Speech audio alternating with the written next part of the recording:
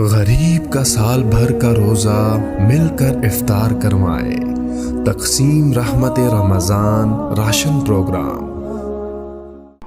بسم اللہ الرحمن الرحیم۔ سورۃ فاتحہ میں اللہ کا تعارف ہے۔ اللہ تو کہہ رہا ہے میں مہربان ہوں، میں رحیم ہوں، میں پالنے والا ہوں، محبت کرنے والا ہوں، اور ہم نے اللہ سے ڈرا کے لوگوں کو ویسے ہی بددل کر دیا ہے، مایوس کر دیا ہے اور خوف زدہ کر دیا ہے۔ سورۃ فاتحہ کے بارے میں حضرت علی رضی اللہ تعالیٰ عنہ کا ارشاد عالی ہے، اگر میں سورہ فاتحہ کی تفسیر لکھاؤں تو 70 اونٹوں پہ لادی جائے گی۔ 70 اونٹوں پہ یعنی ہر آیت کے لیے 10 اونٹ۔ 70 سے مراد 70 نہیں ہوتا، بے شمار، عربی میں بے شمار اونٹ۔ اور بطور ثبوت ایک واقعہ کہ ایک دفعہ تشریف فرما ہوئے اور فرمانے لگے آؤ میں تمہیں بسم اللہ کی تشریح کروں، بسم اللہ الرحمن الرحیم۔ اور عربی وہ زبان ہے جس کے حروف کے بھی مطالب اور معنی ہوتے، واو کے مطلب ہیں، با کے مطلب ہیں، تا کا مطلب۔ تو بسم اللہ کی با پہ عشاء کی نماز کے بعد درس شروع کیا، فجر کی اذان ہو گئی، با کا کبھی سفر طے نہیں ہوا تھا۔ تو میں کیا کروں گا، جب میں کیا کر سکتا ہوں، ادنا سا طالب العلم۔ لیکن اس میں ایک چیز تو میرے اللہ کا تعارف ہے۔ اللہ ہمیں مہربان کر کے رب، اللہ یہ بھی تو کہہ سکتا تھا الحمدللہ جبار السماوات والارض، الحمدللہ قہار السماوات والارض۔ سب تعریفیں اللہ کی جو سارے جہان پر جبار ہے، قہار ہے، غالب ہے، بادشاہ ہے، رب۔ اسماء حسنہ جو آئے ہوئے ہیں نا 99، 33 نام اس رب کے، اس لیے رب کا نام اسماء حسنہ میں نہیں ہے، رب آپ دیکھیں نہیں، لیکن المنتقم کو چھوڑ کر باقی ہر میرے رب کی صفت میں رب کا مطلب پایا جا رہا، اس لیے اس کو اللہ نے اس میں، میرے نبی نے اس میں ذکر ہی نہیں کیا ہے کہ اتنا ہیوی ویٹ لفظ ہے جس کو اللہ تعالیٰ نے اپنے تعارف کے لیے پسند کیا کہ مجھ سے ڈرو نہیں، میں تو تم سے پیار کرتا ہوں۔ وہ پیار جو ماں اپنے بچے سے کرتی ہے وہ تو بہت تھوڑا ہے، میرے پیار کی کوئی انتہا ہی کوئی نہیں ہے۔ ماں کا پیار تو مختصر سا ہوتا ہے، اور میرا تم سے پیار لامحدود ہے۔ پہلا تعارف یہ ہے کہ وہ بہت مہربان، پالنے والے کے ساتھ ہے کہ حاکم ہے، بادشاہ ہے، رب بادشاہ کو کہتے۔ انہ ربی احسن مثوایا، یوسف علیہ السلام، انہوں نے عزیز مصر کو کہا انہ ربی، وہ میرا بادشاہ ہے، اور اس نے مجھے یہاں بہت اچھا رکھا ہے، میں خیانت نہیں کر سکتا۔ بادشاہ، مہربان، رحیم، پالنے والا۔ اور قرآن کو ختم کیا قل اعوذ برب الناس، رب سے شروع کر کے رب پہ جا کے ختم کیا۔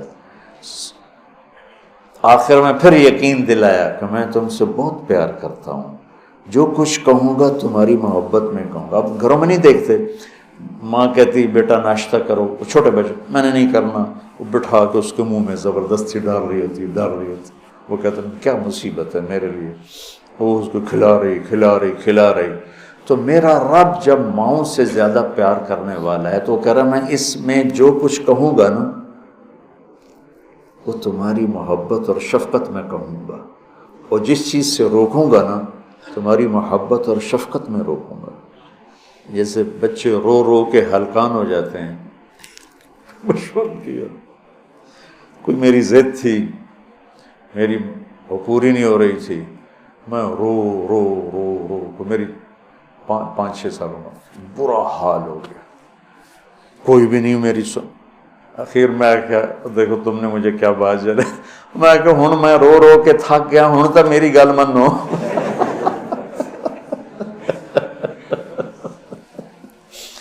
نہیں مانی گئی، کیوں؟ میرے لیے ٹھیک نہیں اور مجھے پتا نہیں۔ تو اس مقدس کتاب میں جب اللہ کہتا ہے یہ نہیں کرنا تو اس میں ہلاکت ہے، یہ کرنا ہے تو اس میں ہمارا نفع ہے۔ تو تعارف میں اللہ نے اپنے ربوبیت، اپنے رحم کو، اپنی مہربانی کو اس خوبصورت انداز میں ذکر کیا کہ دل کھنچتا ہے، اور اتنے حسین انداز میں پیش کیا اپنا تعارف۔ جیسے یہ کئی ساتھی کہتے ہیں جب آپ ہمیں کوئی واقعہ سناتے ہیں تو ہمیں لگتا ہے جیسے وہ ہمارے سامنے ہو رہا ہے۔ وہ میں نے ایک دفعہ یہاں چنگیز خان کی تاریخ بتائی تو مولانا عدنان صاحب کے آئے ہوئے تھے چچا زاد، تو وہ بڑے جولی سے ہیں۔ وہ بعد میں کہنے لگے جب مولانا صاحب چنگیز خان کو بیان کر رہے تھے تو میں ڈر گیا، مجھے لگا جی میں پیچھوں بیٹھا چنگیز خان۔ تو میرا رب بھی جب کوئی بیان کرتا ہے تو لگتا ہے سامنے آ گیا، سامنے آ گیا۔ تو اللہ نے اپنا اس خوبصورت انداز میں تعارف کرایا کہ لگا جیسے اللہ سامنے آ گیا ہے تو وہ کہتا ہے میں تیری ہی بندگی کرتا ہوں، جیسے وہ سامنے آ گیا۔ ایا کا ایا ہو نہیں، ہم اس کی بندگی کرتے ہیں جس کی یہ تعریف ہے۔ ایا کا تو نے اس طرح مجھے اپنا آپ پہچان کروایا ہے کہ مجھے لگتا ہے تو میرے سامنے ہے۔ کبھی اے حقیقت منتظر نظرا لباس مجاز میں، کہ ہزاروں سجدے تڑپ رہے ہیں میری جبین نیاز میں۔ آئے آئے۔ تو مالک یوم الدین تک یوں لگتا ہے جیسے اللہ سامنے آ گیا، وہ کہتا ہے ایاک، جب تیرے جیسا شہنشاہ ہو تو میں کسی اور کی بندگی کیسے کر سکتا ہوں؟ جب تیرے جیسا شہنشاہ ہو تو میں تیرے سوا مدد کے لیے اور کس کو پکار سکتا ہوں؟ مدد صرف اللہ سے مانگی جاتی اور کسی سے نہیں۔ ایک آپس میں ایک دوسرے کی مدد کرنا، مدد مانگنا، لیکن ایک ہی ذات ہے جس کے سامنے جھولی پھیلائی جاتی ہے، وہ اللہ ہے۔ ایک ہی ذات ہے جس کو پکارا جاتا ہے، اللہ ہے۔ ایاک نستعین، تیری تجھ سے مانگوں گا اور کس سے مانگوں گا؟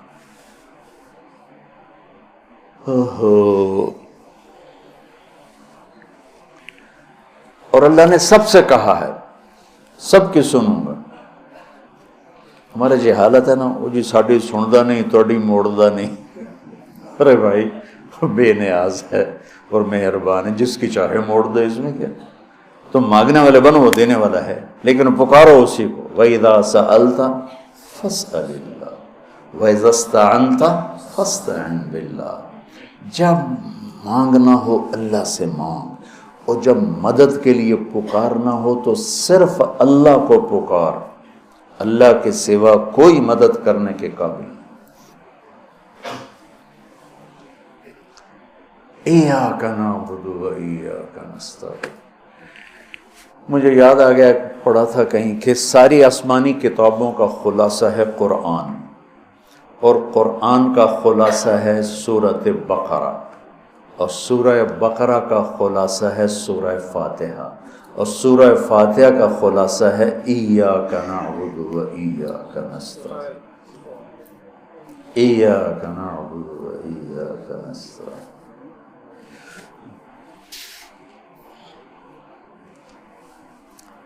آگے ایک عجب دعا ہے، اہدنا الصراط المستقیم، یا اللہ میں سیدھا راستہ دکھا۔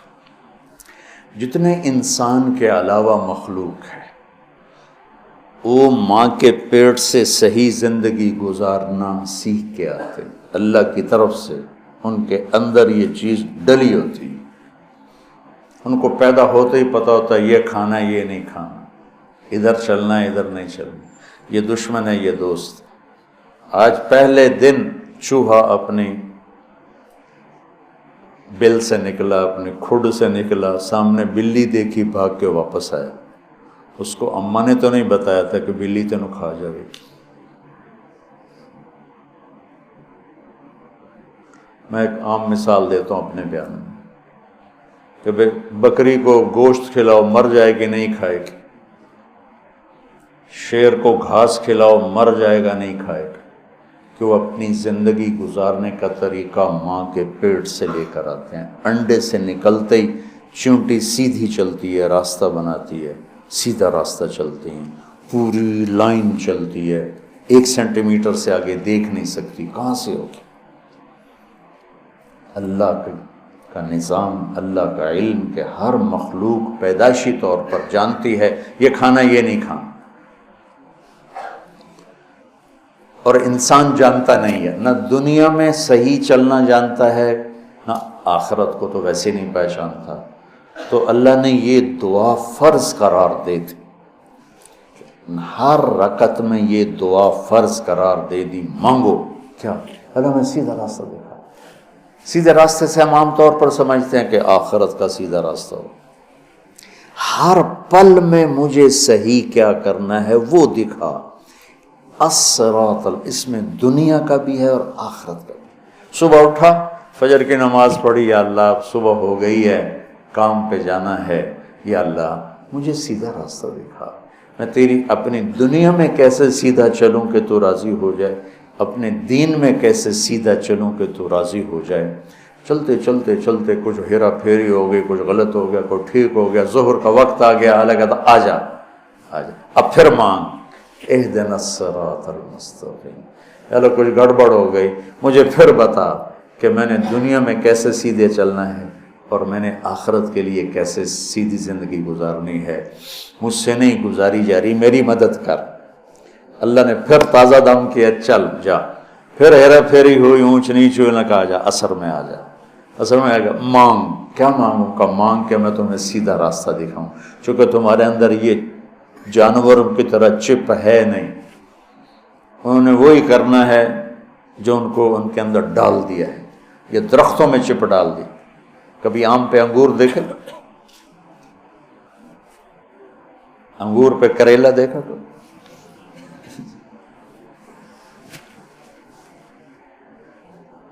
کبھی شیشم پہ پھل دیکھا؟ اندر میں ڈال دیا گیا ہے، تجھے پھل دینا ہے، کون سا دینا ہے، کس موسم میں دینا ہے، کس رنگ میں دینا ہے، کس ذائقے میں دینا ہے، کس خوشبو میں دینا ہے، کس تاثیر میں دینا ہے۔ تو ہمیں اس میں اللہ تعالیٰ نے دونوں تاریں ڈال دی ہیں، اچھائی برائی، تو لگا آؤ پھر مانگو، عصر میں پھر مانگو، پھر جائے کو اونچ نیچ ہوئی، آ جا مغرب میں پھر مانگ، وہ کتنا مہربان ہے، آ جا مانگ یا اللہ، پھر گڑبڑ ہو گئی، پھر دکھا راستہ، پھر کہا چلو عشاء ہوگی آ جا۔ اب حالانکہ اب تو نے سو جانا ہے، لیکن سو رات میں کتنی برائیاں ہوتی ہیں، سب سے زیادہ برائیاں تو رات کو ہوتی ہیں، تو آ جا پھر مانگ کہ میں تیری رات صحیح گزروا دوں، تیرا ہر پل صحیح گزروا دوں، اور پھر آخرت کا راستہ بھی تجھے صحیح دکھا دوں۔ یہ اہدنا الصراط المستقیم، ہر پل میں سیدھے راستے کو مانگنا ہے، ہر پل میں سیدھے راستے کو مانگنا ہے۔ اور صراط چوڑے راستے کو کہتے، مستقیم سیدھے راستے کو کہتے۔ یہ ہمارا موٹر وے بن گیا ہے ہمارے گھر تک، تو اب ہم نے وہ پینسرے جاؤ، گوجرے جاؤ، ٹوبے جاؤ، رجانے جاؤ، پیر محل جاؤ، سندیلیاں لے جاؤ، عبدالحکیم جاؤ، دھکے کھاندے کھاندے گھر جاؤ۔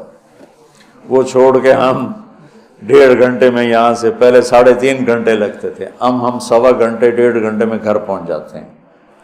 یہ صراط اور غیر صراط کا فرق ہے کہ آدمی جب راستے کا چناؤ کرتا ہے تو کہتا ہے میں راستہ سیدھا، راستہ کھلا بھی ہو چوڑا بھی ہو، کھلا بھی ہو چوڑا بھی ہو، تو اللہ کہتا ہے میں قربان جاؤں، اور اللہ ہمیں کیا کہ او میرا بندہ اے مانگ، میں تینوں موٹر وے تے چڑھاواں۔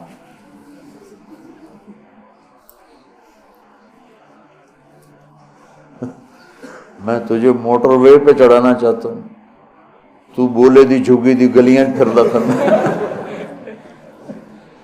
نام ہے نا بولے دی جھگی، تو اس کی سڑکیں بھی ایسے ہی ہوں گی.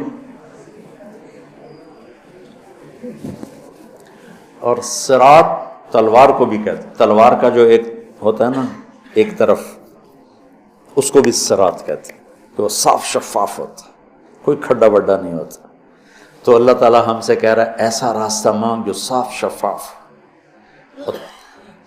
اور جیسے صراط تلوار جیسے چیز کو کاٹتی ہے تیزی کے ساتھ، ایسے ہی اللہ تعالیٰ کہہ رہا ہے کہ وہ راستہ مانگ جو میں تیزی کے ساتھ تو اپنے گھر پہنچ جائے، جیسے ہم تیزی کے ساتھ اب گھر پہنچ جاتے. اور مستقیم، ٹیڑھا میڑا نہ ہو، سیدھا ہو،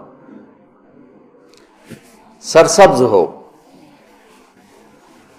سرسبز ہو، دیکھنے کو میں اچھا لگے. تو انعمت علیہم صراط الذین انعمت علیہم.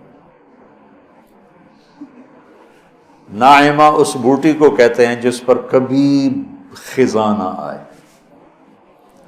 وہ پودا جس پر ہمیشہ ہریالی رہے، وہ ناعمہ ہے. وجوہ یومئذ، کبھی ان پہ کوئی خزاں نہیں آئے گی. تو اللہ کہہ رہا ہے صرف روڈ نہ مانگ، سرسبز بھی مانگ، کہیں چائے پیو، کتے کافی پیو، کتے بہ کے گپا مارو. وہ کوئٹے والا راستہ نہ مانگ، کالے پہاڑ سارے راہ ویک ویک کے بندہ برباد ہو جائے. کہ ایسا راستہ مانگ جس میں سبزہ ہو، ہریالی ہو، باغ باغیچے ہوں، گل و گلزار ہو، اور تجھے پتہ بھی نہ چلے، اور تیرا راستہ طے ہوتے ہوتے ہوتے تو مجھ تک آ جائے. پھر ساتھ دوسری دعا بھی منگوائی کہ ایسا راستہ جہاں پیٹرول نہ ملے، ایسا راستہ جہاں کھڈے ہوں، ایسا راستہ جہاں ڈاکو پڑ جائیں، ایسا راستہ جہاں لائٹیں بند ہو جائیں، ایسا راستہ جہاں کھائیاں ہوں. کوئی جائے گا ادھر؟ ایک دفعہ ہم جا رہے تھے، رحیم یار خان جا رہے تھے، اور جا رہے تھے ادھر راجن پور سے آگے خواجہ غلام فرید رحمۃ اللہ علیہ کا جو ہے شہر، کیا مٹھن کوٹ مٹھن. تو وہ ہم نکلے گپوں میں، ہماری ذمہ دار جماعت، ہمیں یاد ہی نہ رہا بھائی ذرا وہ بھی دیکھ لیں کہ تیل بھی ہے کہ نہیں. تو وہ راستہ سنسان، ایک دم گاڑی نے جھٹکے کھانے شروع کیے. تو میں کہ کیوں ہے؟ تیل مک گیا. مر گئے وہی تو تیل، پیٹرول پمپ بھی کوئی نہیں، ایک ہی بڑھنا ہے. کوٹ میں ٹن تائیں دھکا لا بھی ہے، لیکن شہنشاہ کی مدد ساتھ ہوتی ہے اللہ کے راستے میں. ہماری گاڑی اپنے دھکے میں چلتے چلتے دیکھا تو آگے پیٹرول پمپ، اس پہ چڑھ گئی تو ہم نے اللہ کا شکر ادا کیا. تو ایسے راستوں پہ کون جانا مانگتا ہے؟ تو غیر المغضوب علیہم ولا الضالین، یا اللہ وہ راستہ نہ ہو جس پہ نہ پیٹرول ملے، نہ روٹی ملے، نہ پانی ملے، نہ چائے ملے، نہ نسوار ملے. تو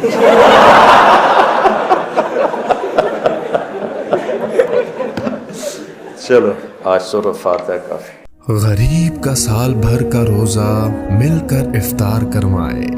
تقسیم رحمت رمضان راشن پروگرام.